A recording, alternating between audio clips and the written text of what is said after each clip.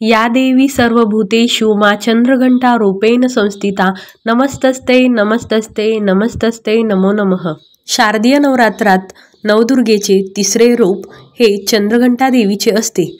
चंद्रघंटा देवीला चंद्रखंडा, चंद्रिका, रणचंडी, वृक्षवाहिनी या नावांनी ओळखले जाते। चंद्रघंटा देवीचे रूप सौम्य आहे आणि ते असुरी शक्तींपासून भक्तांचे रक्षण करते। जे लोक चंद्रघंटा देवीची पूजा करतात त्यांना चंद्रघंटा देवीच्या पूजनाने त्यांचा अहंकार नष्ट होतो आणि भक्तांना सौभाग्य, शांती, वैभव प्राप्ती होते। चंद्रघंटा देवी भक्तांना धैर्य आणि शौर्याचे प्रदान करते। चंद्रघंटा देवीच्या कपाळावर घंट्याच्या आकाराचा अर्धचंद्र आहे, त्यामुळे तिचे नाव चंद्रघंटा असे पडले आहे, ज्याचा अर्थ घंट्यासारखा अर्धा चंद्र असे होते। आणि चंद्रघंटा देवीचा तिसरा डोळा हा नेहमीच उघडा असतो, जो वाईटाविरुद्ध लढण्यासाठी तिची सतत तयारी दर्शवतो। चंद्रघंटा देवीचे वाहन हे सिंह आहे आणि त्याचे स्वरूप हे सोन्यासारखे कांतिमान आहे। चंद्रघंटा देवीला 10 भुजा आहेत। तिच्या 10 हातांमध्ये त्रिशूल, कमळ, गदा, कमंडल, तलवार, धनुष्य, बाण, जपमाळ आहे आणि अभयमुद्रा, ज्ञानमुद्रा केलेली आहे। देवीच्या गळ्यात सफेद फुलांची माळ आहे आणि तिची मुद्रा ही युद्धासाठी नेहमी तयार आहे। चंद्रघंटा देवी भक्तांच्या समस्यांचे लगेच निवारण करते आणि चंद्रघंटा देवीचे वाहन सिंह असल्याने तिचा भक्त हा सिंहाप्रमाणे निडर, निर्भय आणि शूर होतो। चंद्रघंटा देवीच्या आराधनेने साधक सुखी होतो, चिरायू होतो, त्याला आरोग्य मिळते आणि त्या साधकाची सर्व पापे नष्ट होतात, बाधा नष्ट होतात, शारीरिक मानसिक कष्ट दूर होतात आणि भूत प्रेत बाधा दूर होतात। चंद्रघंटा देवी ही चंद्रशेखराच्या रूपातील भगवान शिवाची शक्ती आहे। शिवाच्या प्रत्येक रूपात शक्ती असते, म्हणून अर्धनारीश्वर आहे। चंद्रघंटा देवी ही नवदुर्गेचे तिसरे रूप आहे आणि शारदीय नवरात्रोत्सवामध्ये तृतीया तिथीला चंद्रघंटा देवीची पूजा केली जाते। आता यावर्षी तृतीया तिथी ही 2 दिवस आलेली आहे। 24 आणि 25 सप्टेंबरला तृतीया तिथी साजरी केली जाणार असून हे 2 दिवस चंद्रघंटा देवीची पूजा केली जाणार आहे। त्यामुळे यावर्षी तृतीया तिथी ही खूप महत्त्वाची आहे आणि या तिथीला चंद्रघंटा देवीची जास्तीत जास्त पूजा केल्याने आपल्याला इच्छित फळ प्राप्ती होईल, आपल्या मनोकामना पूर्ण होतील। 24 आणि 25 सप्टेंबरला 2 दिवस तृतीया तिथी आल्यामुळे भक्तांना चंद्रघंटा देवीची सेवा करण्यासाठी 2 दिवस मिळणार आहे। तर आता चंद्रघंटा देवीची 24 तारखेला कोणत्या मुहूर्तामध्ये सेवा करावी आणि 25 तारखेला कोणत्या मुहूर्तामध्ये सेवा करावी ते शुभ मुहूर्त बघूया। 24 सप्टेंबरला बुधवारी सकाळी 6:10 ते सकाळी 9:12 शुभ मुहूर्त आहे आणि त्यानंतर सकाळी 10:42 ते 12:13 शुभ मुहूर्त आहे। त्यानंतर संध्याकाळी 4:35 ते 6:15 शुभ मुहूर्त आहे। या दिवशी 24 तारखेला सूर्योदय हा 6:10 होणार आहे आणि सूर्यास्त 6:15 होणार आहे। 24 तारखेला राहुकाल हा 12:13 ते 1:35 आहे। राहुकाळात देवीची सेवा केली जात नाही, परंतु दुर्गा सप्तशतीचा पाठ केला जातो। त्यानंतर 25 तारखेला गुरुवारी सकाळी 6:11 ते 7:41 शुभ मुहूर्त आहे। त्यानंतर सकाळी 10:42 ते 1:45 शुभ मुहूर्त आहे। नंतर सायंकाळी 6:14 ते 9:13 शुभ मुहूर्त आहे। 25 तारखेला सूर्योदय हा 6:11 होणार आहे आणि सूर्यास्त 6:14 आहे। त्यानंतर राहुकाल हा दुपारी 1:45 ते 3:13 आहे। आता 24 आणि 25 तारखेला तृतीया तिथी आहे, तर तृतीया तिथी ही 24 तारखेला पहाटे 4:51 सुरू होणार आहे आणि ती 25 तारखेला 7:06 आहे। त्यामुळे या दोन्ही दिवशी ओगवतीच्या दिवशी तृतीया तिथी आलेली आहे, म्हणून ही 2ही दिवस तृतीया तिथी साजरी केली जाणार आहे। त्यानंतर तृतीया तिथी 7:06 संपल्यानंतर चतुर्थी लागणार आहे, परंतु उगवतीची तिथी ही तृतीया तिथी आहे, त्यामुळे या दिवशी तृतीया तिथी साजरी केली जाणार आहे आणि चतुर्थी ही 26 तारखेला साजरी केली जाणार आहे। तृतीया तिथीला चंद्रघंटा देवीचा रंग आहे निळा म्हणजेच रॉयल ब्ल्यू आणि देवीला राखाडी रंग आणि सोनेरी सिंहासारखे रंग देखील आवडतो, त्यामुळे आपण राखाडी, सोनेरी, निळा या रंगाचे कपडे घालून देवीची पूजा करू शकतो। आता चंद्रघंटा देवीची पूजा विधी बघूया। तर चंद्रघंटा देवीची पूजा करण्यासाठी आपण स्नान केल्यानंतर स्वच्छ कपडे घालायचे आहे। नवरात्रामध्ये काळा रंग हा वर्ज्य असावा, काळ्या रंगाचे कपडे घालू नये। त्यानंतर आपण जेथे घट स्थापना केलेली आहे, जेथे देवी बसवली आहे, त्या ठिकाणी पूजा करून घ्यायची आहे, देवीची पूजा करायची आहे।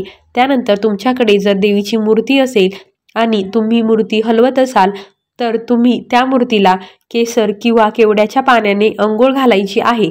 त्यानंतर देवीला हळद, कुंकू, अक्षता अर्पण करायच्या आहे।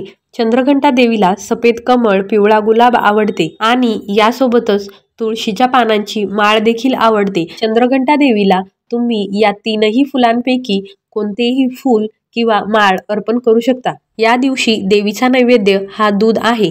तुम्ही दुधापासून बनवलेली खीर किंवा केसर दूध किंवा बर्फी, पेढा जे दुधापासून बनवलेले पदार्थ आहे ते देवीला नैवेद्य म्हणून अर्पण करू शकता। देवीला धूप, दीप लावून देवीची पूजा करून घ्यायची आहे आणि त्यानंतर देवीचा मंत्र जाप करायचा आहे। चंद्रघंटा देवीचा मंत्र आहे ओम देवी चंद्रघंटाय नमः। त्यानंतर देवीचा दुसरा मंत्र आहे ओम ए ह्री क्ली चंद्रघंटाय नमः आणि देवीचा पुढचा मंत्र आहे या देवी सर्वभूतेषु मा चंद्रघंटा रूपेणी संस्थिता नमस्तस्ते नमस्तस्ते नमस्तस्ते नमो नमः असा मंत्र जाप करायचा आहे आणि त्यानंतर देवीला आपली इच्छा सांगायची आहे, आपली मनोकामना सांगायची आहे। चंद्रघंटा देवी ही भक्तांच्या मनोकामना लवकर पूर्ण करते आणि चंद्रघंटा देवीच्या घंटीचा ध्वनी घरातील प्रेतबाधा, भूतबाधा, मानसिक शारीरिक बाधा, कष्ट दूर करते। देवीची पूजा करताना, आरती करताना आपल्याला घंटी वाजवायची आहे, ज्यामुळे घरातील काही नकारात्मक ऊर्जा असेल तर ती निघून जाण्यास मदत होईल। आता चंद्रघंटा देवीची कथा बघूया। तर चंद्रघंटा देवीच्या 2 आख्यायिका आहे। त्यातील पहिली अशी आहे की खूप वर्षांपूर्वी पार्वती देवीच्या सखोल तपश्चर्येनंतर देवीचा भगवान शिवाशी विवाह होणार होता। तो महान दिवस आला तेव्हा शिव त्यांच्या सर्व परिजनांसोबत विवाहासाठी आले, तेव्हा त्यांचे रूप हे इतर वरांपेक्षा खूप वेगळे होते।